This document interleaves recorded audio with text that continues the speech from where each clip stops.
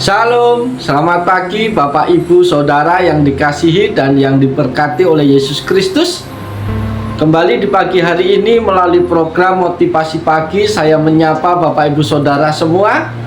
Doa dan harapan saya Bapak Ibu semua dalam keadaan baik, sehat, tetap ada dalam berkat dan pertolongan Tuhan. Firman Tuhan yang hendak kita dengar di pagi hari ini sebelum kita bekerja beraktivitas terambil di dalam Injil Matius pasal yang ke-7 ayat yang pertama yang berbunyi demikian. Jangan kamu menghakimi supaya kamu tidak dihakimi. Amin. Bapak Ibu Saudara yang dikasihi Tuhan, perintah Yesus untuk jangan menghakimi menjadi hal yang menarik kita merenungkannya bersama-sama. Sikap menghakimi yang dimaksud dalam bagian ini bukan berarti kita tidak boleh menegur kesalahan orang lain, mengkritik orang lain, atau meniadakan nalar kita untuk membedakan mana yang benar dan mana yang salah, mana yang baik, mana yang jahat. Jika kita melihat Matius 7 ayat 13 sampai 27, jelas sekali di situ Yesus meminta kita untuk bisa membedakan antara nabi-nabi palsu dengan nabi-nabi yang sejati. Ini berarti diperlukan kemampuan kritis untuk membedakan mana nabi yang asli dan mana nabi yang palsu, mana ajaran yang benar dan mana ajaran yang sesat. Saudara-saudara di dalam Tuhan, menghakimi atau mencari-cari kesalahan tidak sama dengan menegur. Menegur dilakukan dengan tujuan untuk memperbaiki. Sebagaimana yang dikatakan oleh Yakobus, kita wajib menegur seseorang jika kita melakukan kesalahan, karena jika tidak, kita pun turut berbuat dosa. Namun menghakimi hanya akan bertujuan untuk menjatuhkan orang lain. Kalau menghakimi itu bertujuan untuk memperbaiki, maka itu namanya menegur. Dan hal ini sah-sah saja di mata Yesus. Namun kalau tujuan awal kita menegur orang tetapi sudah mengarah untuk mencari-cari kesalahan orang, maka hal itu merupakan suatu tindakan yang dicela oleh Tuhan Yesus Kristus.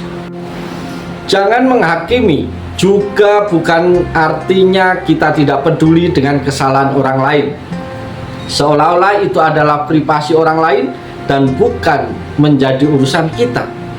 Itu bukan poinnya. Sikap menghakimi yang dimaksud di sini adalah lebih kepada sikap yang fanatik dan agresif terhadap dosa-dosa orang lain, tetapi toleran dengan dosa-dosa sendiri. Bapak Ibu Saudara yang dikasihi Tuhan, Yesus tidak melarang kita untuk mengkritik kesalahan orang lain. Jika kita melihat dalam Alkitab, Yesus seringkali mengkritik orang-orang Farisi. Yang diajarkan oleh Tuhan Yesus sebenarnya adalah untuk tidak mencari-cari kesalahan atau kelemahan orang lain. Dahulukan untuk melihat kepada diri sendiri dan sadarilah siapa kita di hadapan Tuhan. Selain itu, dalam mengkritik kita harus memeriksa apakah diri kita memiliki tujuan atau motif yang salah dalam hati. Dengan demikian kita akan dapat memahami atau mengerti orang lain. Bapak Ibu Saudara yang dikasihi Tuhan, pertanyaan kita di pagi hari ini, mengapa kita tidak diperbolehkan untuk menghakimi orang lain? Alasannya yang pertama adalah karena kita tidak mengetahui persoalan yang sesungguhnya.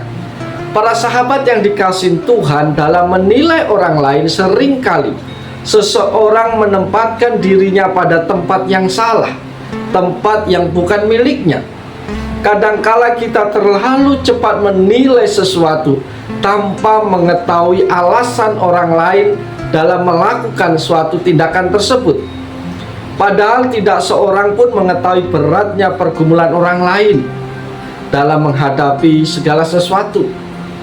Jika saja kita mengetahui seluk-beluk yang telah dilewati dalam perjalanan hidup seseorang, maka kita tidak akan mudah mengeluarkan tuntutan atau penilaian yang negatif. Sebaliknya, Jika kita dapat merasakan beratnya kehidupan seseorang, kita akan mampu menghargai perjuangan orang tersebut dalam melewati pergumulannya dan menghargai dia sebagaimana adanya. Hendaklah kita cepat untuk menilai diri sendiri dan lambat menilai orang lain. Daripada menghakimi, adalah lebih baik jika kita membebaskan orang tersebut dari dakwaan dan menahan diri untuk tidak menghakimi sampai semua fakta diketahui. Alasan yang kedua adalah, Bapak Ibu Saudara kasih dalam Tuhan, karena dalam menghakimi seringkali penilaian kita tidak jujur. Para sahabat yang dikasihi Tuhan, ada kalanya seseorang memiliki maksud-maksud tersembunyi ketika ia mencari-cari kesalahan orang lain. Sering orang cenderung menjadi subjektif dan tidak jujur ketika ia menghakimi orang lain.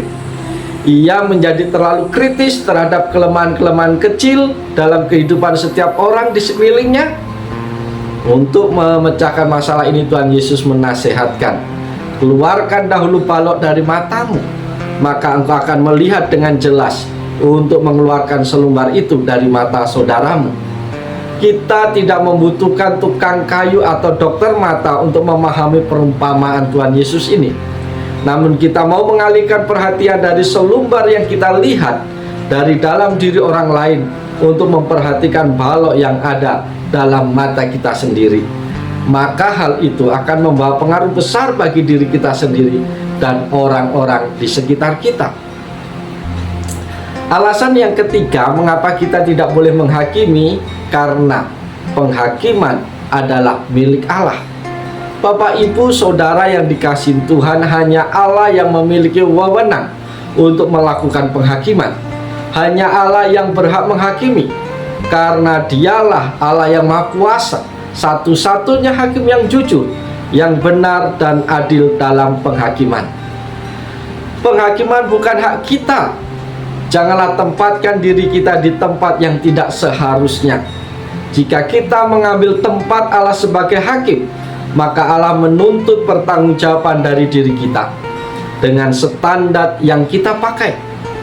Padahal bukankah kita yang sesungguhnya penuh dengan dosa telah dibenarkan karena anugerah Allah? Jika Allah mencari-cari kesalahan manusia, maka kita tidak akan pernah mengenal keselamatan.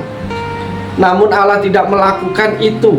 Sebaliknya Allah berpikir tentang kebaikan. Ia berkehendak untuk menjalankan rancangannya yang indah bagi kehidupan setiap manusia ciptaannya.